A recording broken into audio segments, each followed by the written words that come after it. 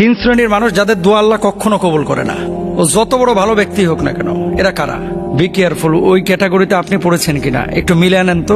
নবীজি সাল্লাল্লাহু আলাইহি ওয়াসাল্লামের 1 নম্বর হাদিস, আল্লাহর হাবিব সাল্লাল্লাহু আলাইহি ওয়াসাল্লাম বলছেন, উদউল্লাহ ওয়া আনতুম মুকিনুনা বিল ইজাবাতি ওয়া আলামু আন্নাল্লাহা লা ইস্তাজিবু দুআআম মিন কলবিন গাফিলিন লাহিন। এটা আবু হুরায়রা রাদিয়াল্লাহু তাআলা আনহু থেকে বর্ণিত হাদিস। রাসূল আকরাম সাল্লাল্লাহু আলাইহি ওয়াসাল্লাম বলেছেন, তোমরা আল্লাহর কাছে দোয়া করো এই বিশ্বাস নিয়ে যে তিনি কবুল করবেন, আর জেনে রাখো আল্লাহ এমন দোয়া কবুল করেন না যা গাফেল, অমনোযোগী, উদাসীন হৃদয় থেকে করা হয়। কিছু লোক দেখবেন দোয়া এভাবে হাত তোলে আর এইভাবে মাথা চুলকায়, দোয়ায় হাত তুলে মোবাইল টিপতেছে, দোয়ায় হাত তুলে আল্লাহর কাছে কোনো আকুতি নাই, কোনো বিনয় নাই, কোনো চাওয়ার মানসিকতা নাই, ওই হুজুর হাত তুলছে ও হাত তুলছে। এই গাফেল উদাসীন কোন ব্যক্তির দোয়া আল্লাহ তাআলা কবুল করেন না। তাহলে কি করতে হবে? উদউনি আস্তাজিব লাকুম, ডাকার মতো ডাকতে হবে, চোখের পানিটা ছাড়তে হবে, ভেতর থেকে কথা বলতে হবে, ইমোশনাল ভাব নিয়ে আসতে হবে, আল্লাহ তাআলা দোয়া কবুল করবেন। এখন আপনি দোয়া করতেছেন এইভাবে হাত তুলছে আল্লাহর কাছে, আর মন হচ্ছে ফোনের দিকে, মন হচ্ছে প্রেমিকার দিকে, মন হচ্ছে দোকানের দিকে, মন হচ্ছে দুনিয়াবি সামানার দিকে, তাহলে তো দোয়া কবুল হবে না। তো 1 নম্বর ব্যক্তি গাফেল, যে তার দোয়া আল্লাহ তাআলা কবুল করেন না।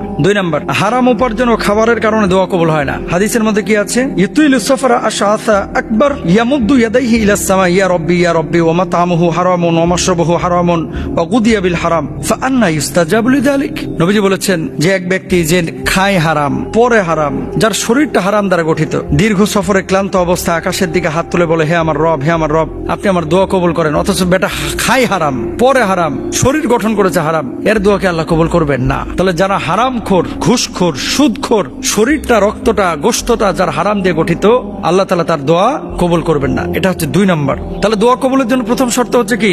ইবাদত বন্দেগীর পাশাপাশি হালাল উপার্জন আপনাকে করতে হবে। খাইবেন হারাম আর দোয়া করবেন ফটফটায় কবুল হবে, এটা হবে না। 3 নম্বর, তাড়াহুড়ো করে দোয়া ছেড়ে দেওয়া। ইউস্তাজাবু লিআহাদিকুম মা লাম ইয়াজাল ইয়াকুলু দাআউতু ফালাম ইউস্তাজাব লি। কোন ব্যক্তি যদি দোয়া করার পরে রাতারাতি কবুল করতে চায়, যে আল্লাহ কেন কবুল করছে না, হুজুর এত দোয়া করলাম জীবনে কোনো দোয়া তো কবুল হচ্ছে না। দেখেন, দোয়া কবুল হবেই 3টা পদ্ধতিতে, হয় দুনিয়ায় পাবেন, অথবা আখিরাতে পাবেন, অথবা দেরিতে পাবেন।